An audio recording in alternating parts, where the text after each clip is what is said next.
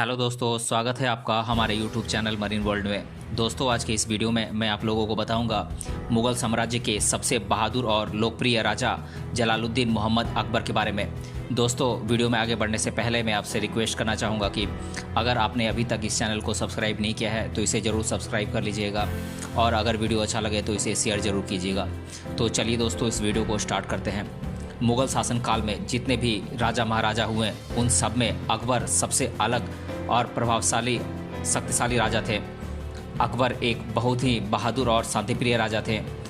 उसकी सबसे ख़ास बात यह है कि उसने बचपन से राज्य चलाने का काम किया था।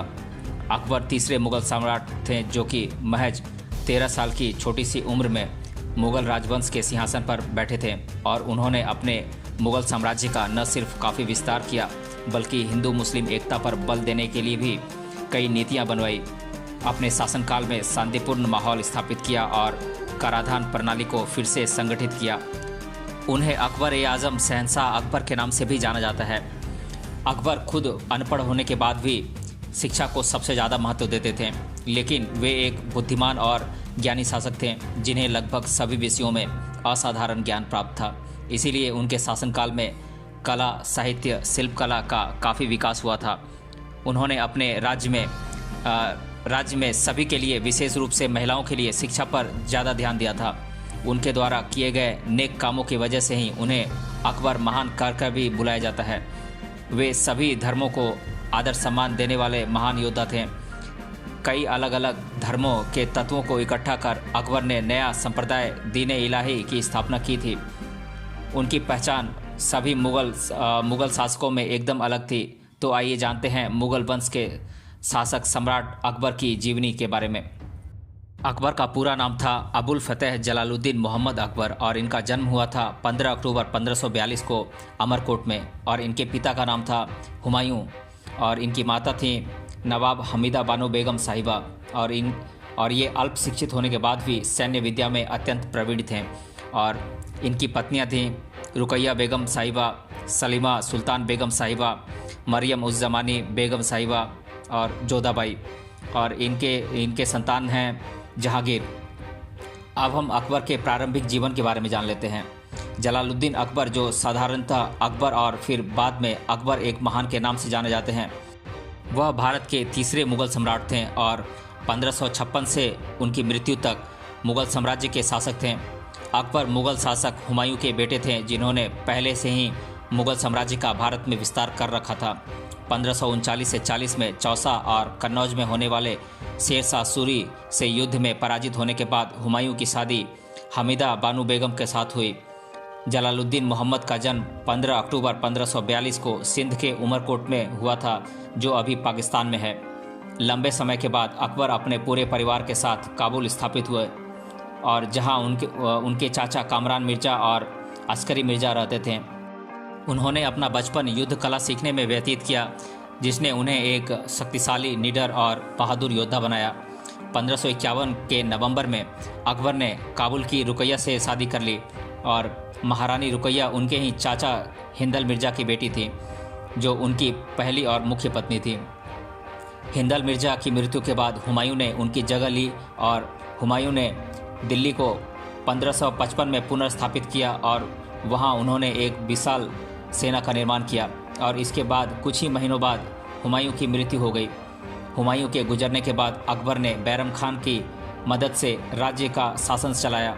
क्योंकि उस वक्त अकबर काफ़ी छोटे थे, उन्होंने बैरम खान की सहायता से पूरे भारत में हुकूमत की। एक बहुत ही सक्षम और बहादुर बादशाह होने के नाते उन्होंने पूरे भारत में और करीब गोदावरी नदी के उत्तरी दिशा तक कब्जा कर लिया था।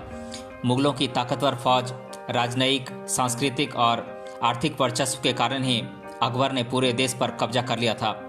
अपने मुग़ल साम्राज्य को एक रूप बनाने के लिए अकबर ने जो भी प्रांत जीते थे उनके साथ या तो संधि कर ली या फिर शादी करके उनसे रिश्तेदारी कर ली। अकबर के राज्य में विभिन्न धर्म और संस्कृति के लोग रहते थे, और वो अपने प्रांत में शांति बनाए रखने के लिए कुछ ऐसी योजना अपनाते थे जिसके कारण उसके राज्य के सभी लोग काफ़ी खुश रहते थे।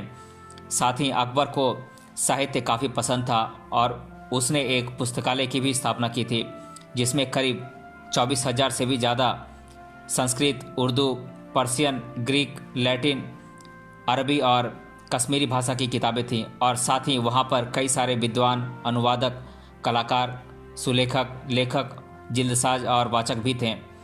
खुद अकबर ने फतेहपुर सीकरी में महिलाओं के लिए एक पुस्तकालय की भी स्थापना की थी और हिंदू मुस्लिम के लिए भी स्कूल खोले थे। पूरी दुनिया के सभी कवि, वास्तुकार और शिल्पकार अकबर के दरबार में इकट्ठा होते थे और वे विभिन्न विषयों पर चर्चा करते थे। अकबर के दिल्ली, आगरा और फतेहपुर सीकरी के दरबार कला, साहित्य और शिक्षा के मुख्य केंद्र बन चुके थे। वक्त के साथ पर्शियन इस्लामिक संस्कृति भारत के संस्कृति के साथ घुल मिल गई और उसमें एक नई इंडो पर्शियन संस्कृति ने जन्म लिया और इसका दर्शन हमें मुगल काल में बनाए गए पेंटिंग्स और वास्तुकला में देखने को मिलता है।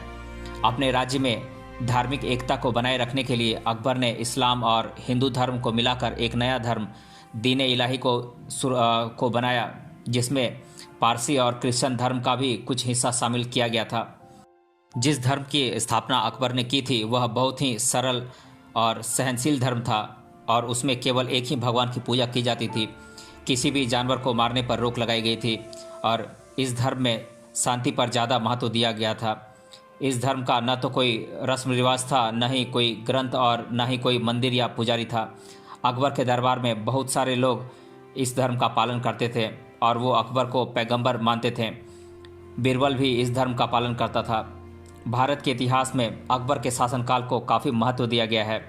अकबर शासनकाल के दौरान मुगल साम्राज्य को 3 गुना से ज़्यादा बढ़ा चुका था। उसने बहुत ही प्रभावी सेना का निर्माण किया था और कई सारी राजनयिक और सामाजिक सुधार भी लाए थे। अकबर को भारत के उदार शासकों में गिना जाता है। संपूर्ण मध्यकालीन इतिहास में वह एकमात्र ऐसे मुगल शासक हुए हैं जिन्होंने हिंदू मुस्लिम एकता के महत्व को समझकर एक अखंड भारत के निर्माण करने का प्रयास किया। भारत के प्रसिद्ध शासकों में मुगल सम्राट अकबर सबसे ऊपर हैं।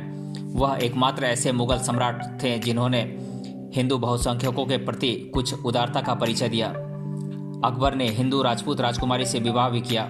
उनकी एक रानी जोधाबाई राजपूत थी। इतिहास में देखा जाए तो हमें जोधा अकबर की प्रेम कहानी अद्भुत और विश्व प्रसिद्ध दिखाई देती है। वह पहले मुगल राजा थे जिन्होंने मुस्लिम धर्म को छोड़कर अन्य धर्म के लोगों को बड़े पदों पर बिठाया था और साथ ही उन पर लगाया गया सांप्रदायिक कर भी खत्म कर दिया था।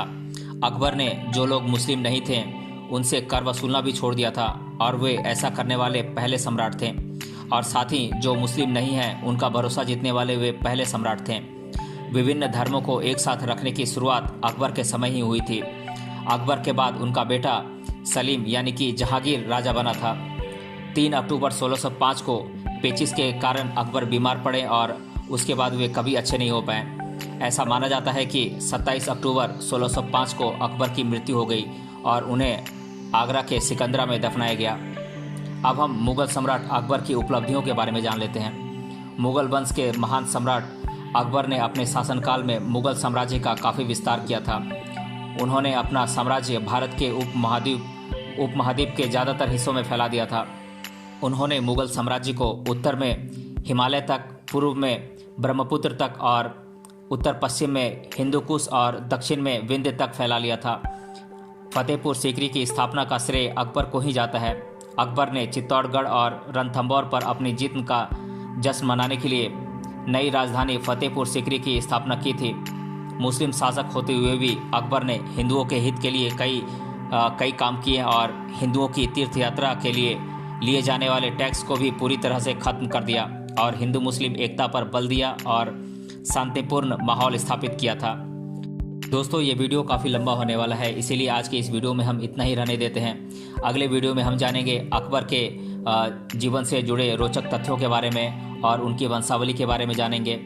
आज हम इतना ही रहने देते हैं। मिलते हैं अगले वीडियो में इसके सेकंड पार्ट के साथ। तब तक के लिए धन्यवाद।